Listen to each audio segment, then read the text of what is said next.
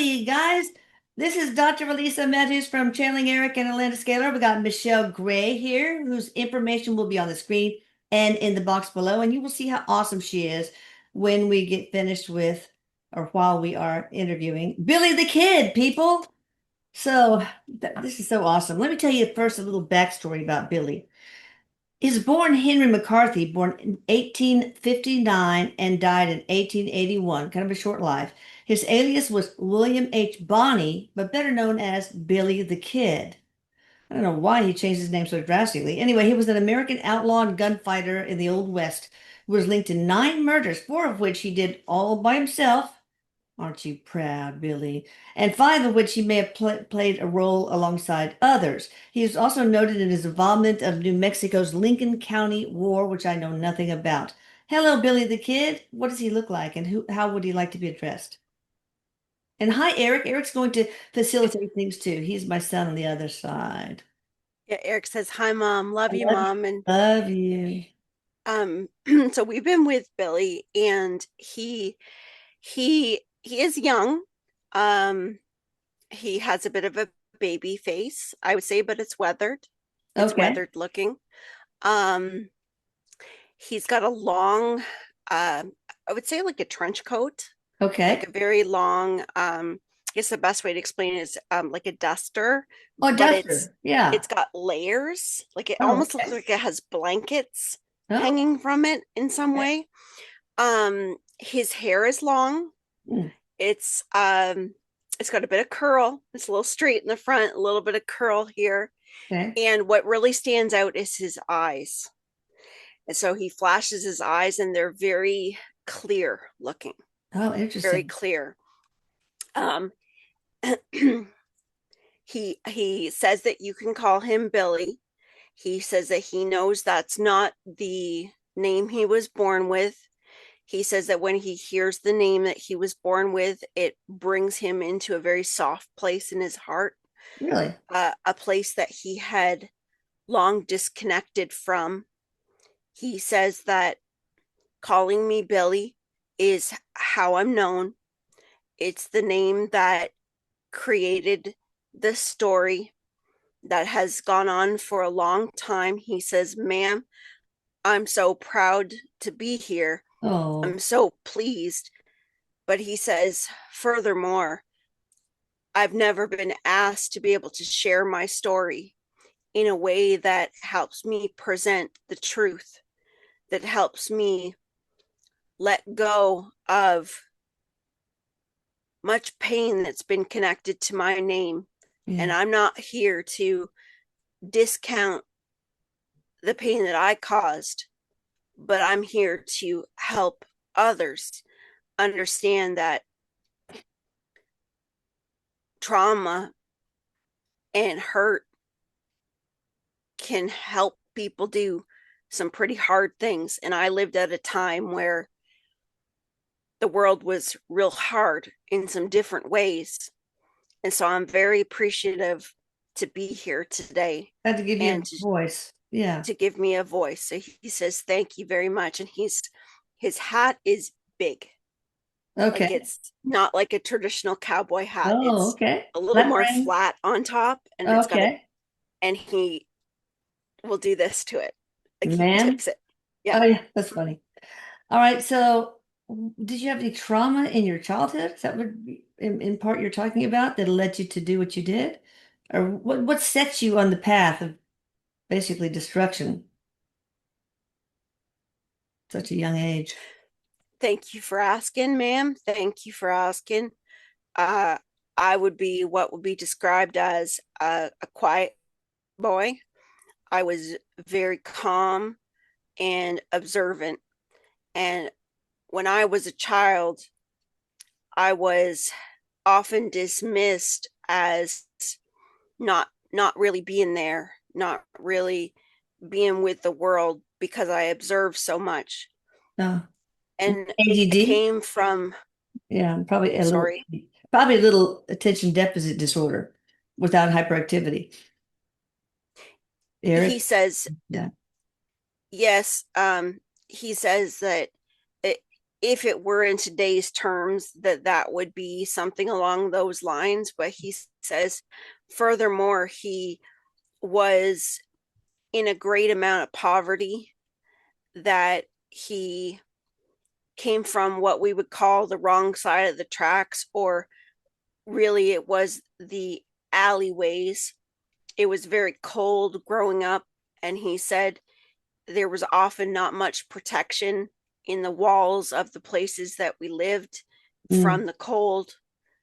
And he says his ma was a strong woman. His pa was not a mean man. He just wasn't there. He says Okay. he really was already half gone before he was born. And so he says he knows that there was love there, but there's a difference between knowing there's love and showing there's love. Well, of course. Yeah. So that didn't happen. Now, your real name, someone wants to know. It was Henry McCarthy, correct? Yes, ma'am. Okay. How old were you when you died? Were you really 21? No, ma'am. Wow. How old were you? He says that he was closer to 28. Oh, okay. All right. Did Pat Garrett really kill you, or did you escape and live under another identity?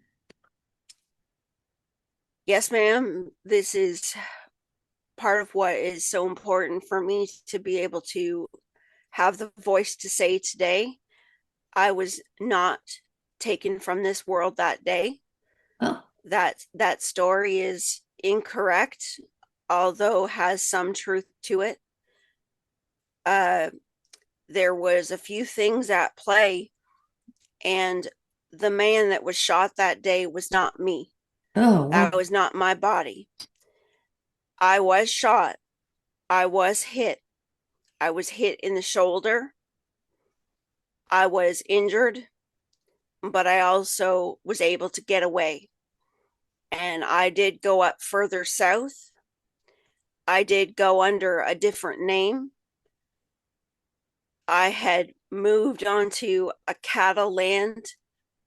There was an older gentleman that was having difficulty raising his cattle, surviving.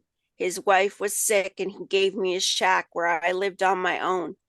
And the truth is, I passed away from an illness in my chest years after. And that Tuberculosis? man, Oh, sorry. something like that, but that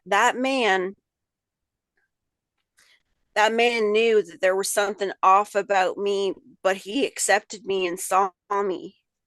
He knew that the name wasn't quite right, and I even think he knew that I might have been tied into something that he didn't want to ask too many questions to.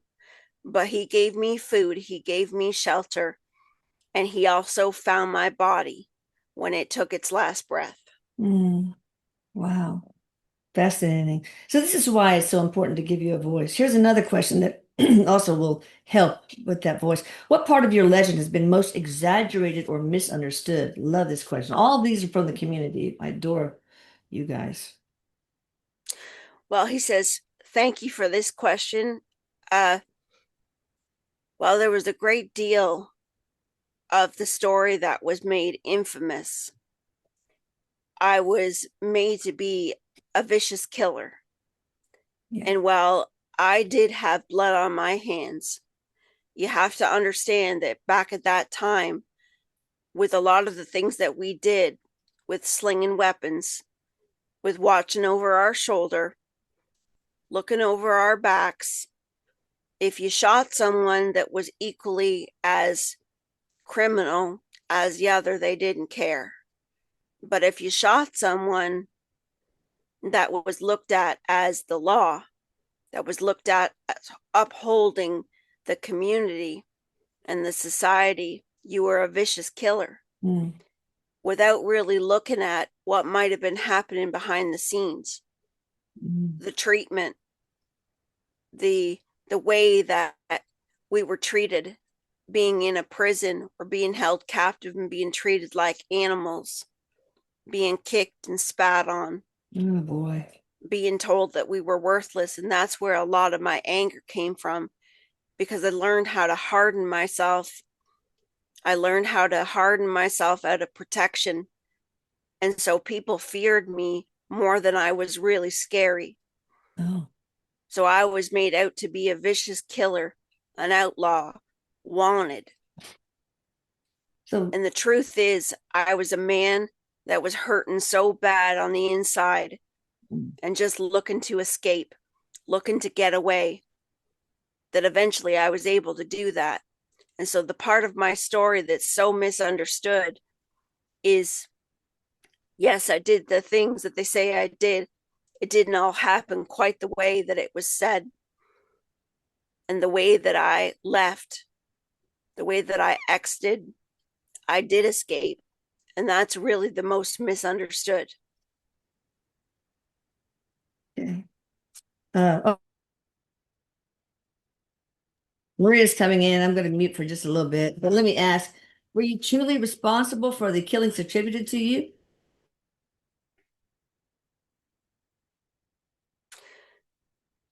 Yes. Um, there were some that I did myself.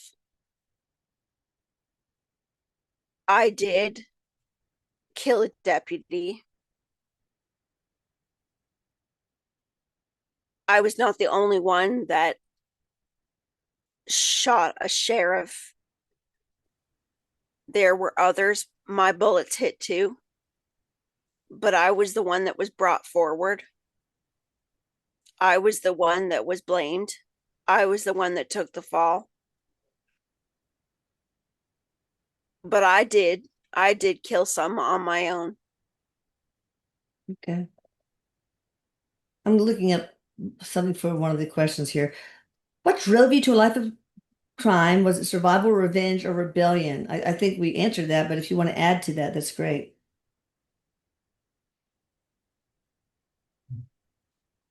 Well, coming out west was something that we did because my mom was sick. So coming from poverty, and my father left. And so myself, my brother, my mother, we traveled out as far as we could looking for new opportunity. And when my mother passed, I was left on my own. My brother had different ideas. We didn't always see eye to eye. And I started stealing, and I started doing things not because I wanted to hurt people, but because I was hungry, Oh, because I needed things and I was too proud to ask for them. So I got used to taking them. But I did it in a way that I thought I was making it okay. I would take from someone that I thought had enough. okay. I would take from someone that I thought wouldn't really miss it. And some of those crimes started to pile up. Yeah. And so it wasn't really just one moment that snapped, but there was a boiling point, and the issue was trust. When I trusted, when I trusted someone, and it took me a bit to trust, and when that trust was betrayed, and that's what sent me over the edge. Mm. That's when the killing started. So basically, survival and rebellion of those, and revenge. So all three of these that this community person asked. Wow. Do you feel any guilt or remorse for any of the guys you killed, any of the people you killed? Yes, ma'am. Uh,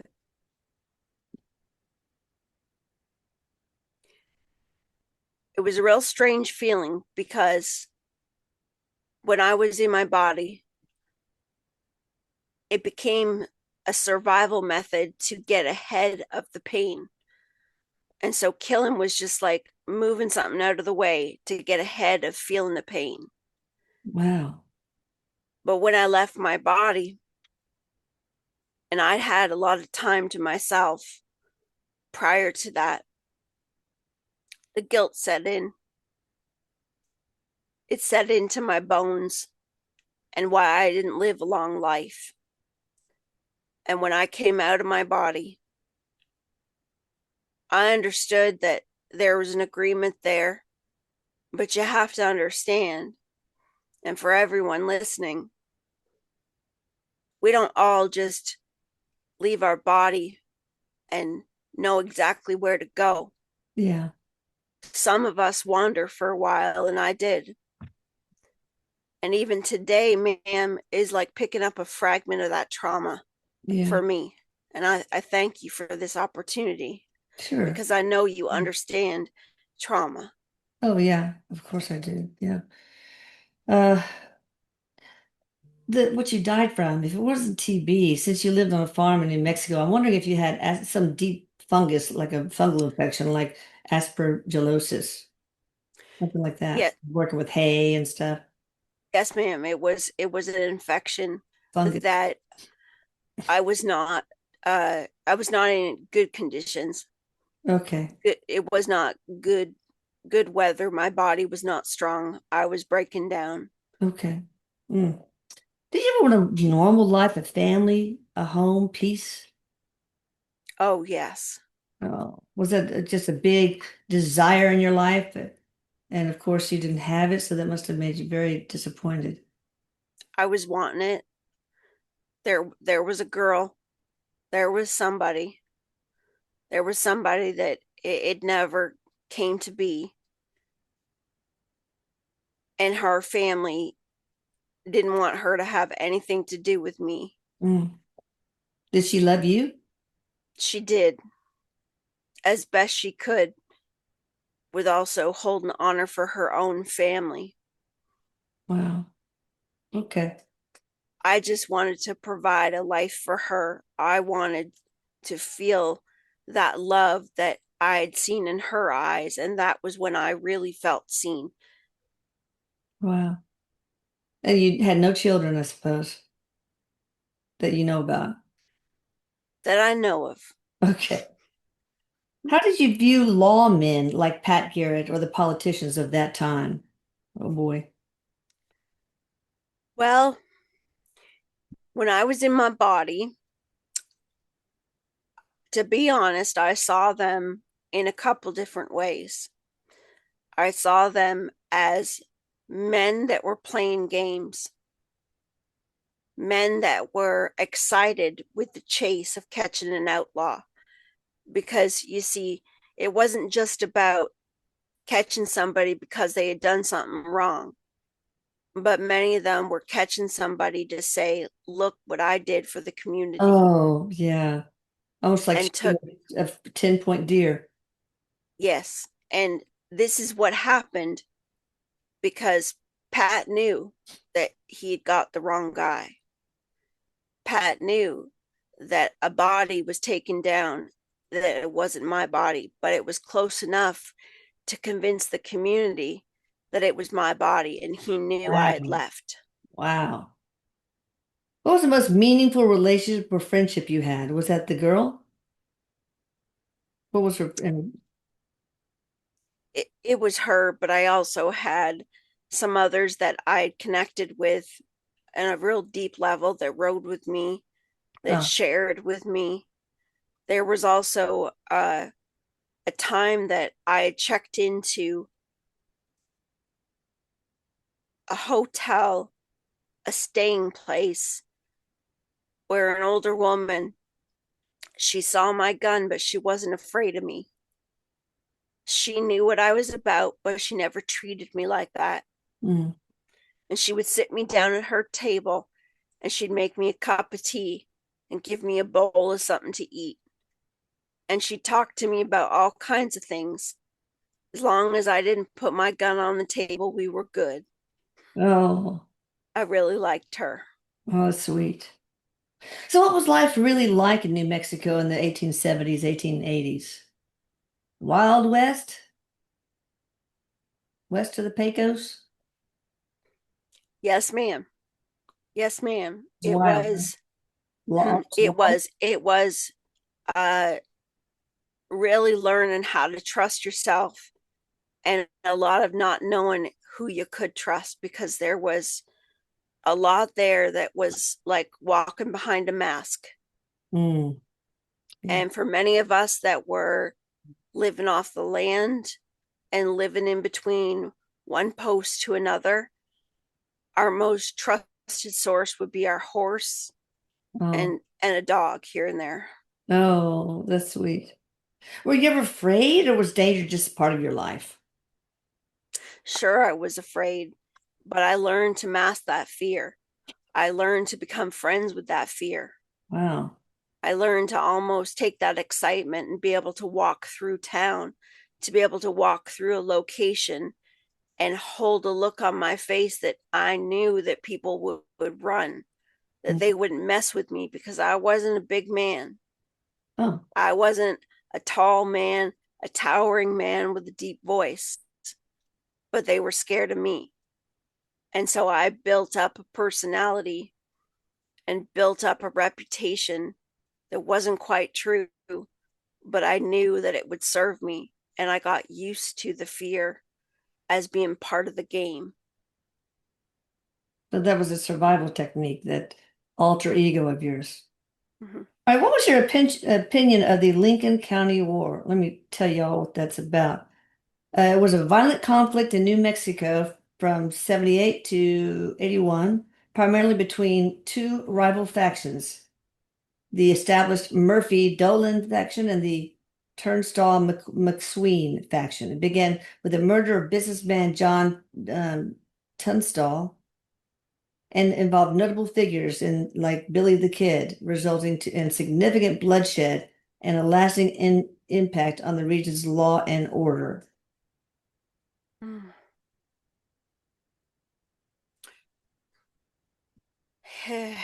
He said that that was because a man was killed. He said a man I worked for, a man was killed, and it was a man that gave many of us a chance. And that's what really brought forth a lot of frustration and wanting to get back. So revenge. Yes. So was that businessman Tunstall the one that took care of you, or was somebody else that was killed that took care of you? You guys. He says an investor, a businessman. Okay. So that guy, yeah. Okay. Do you consider yourself, this is a great question, an outlaw, a hero, or just a survivor? Does he consider himself? He said. Yes. Sorry, he's showing me cattle. Ah, I missed part of the question. Um, an outlaw, a hero, or just a survivor? Or all of the above?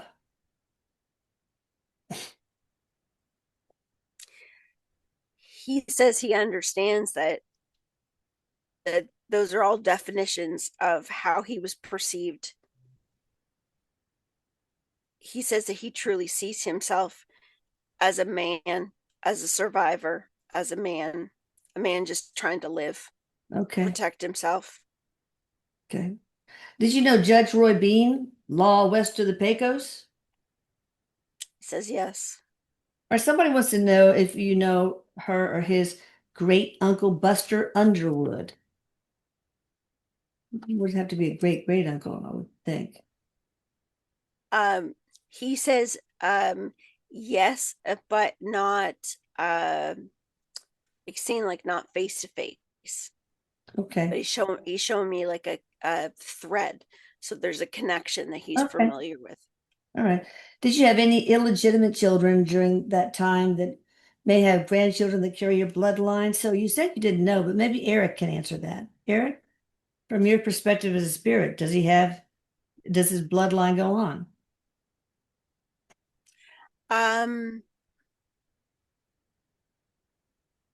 okay, so Eric says yes, but he's actually pointing over to his brother Oh, okay. as there being so direct descendants. No. Okay. By the brother. Yes. Okay. Were you ever in love during your lifetime? We talked about that. You experienced a lot of hardship as a child. Did you ever know love or feel love? Did we answer that enough, or do you want to add to that, Billy? He says, not while he was living. Not while he was living in that life. He says, Even the man that took care of you at the end, was that not he love? says it, yes, he Kind of. says it, they were all, he says, little flakes of love that he Oh, experienced. yeah, from the girl also. All right, and that old lady. So little Yes. flakes of love. Well, Yes. take what you can get.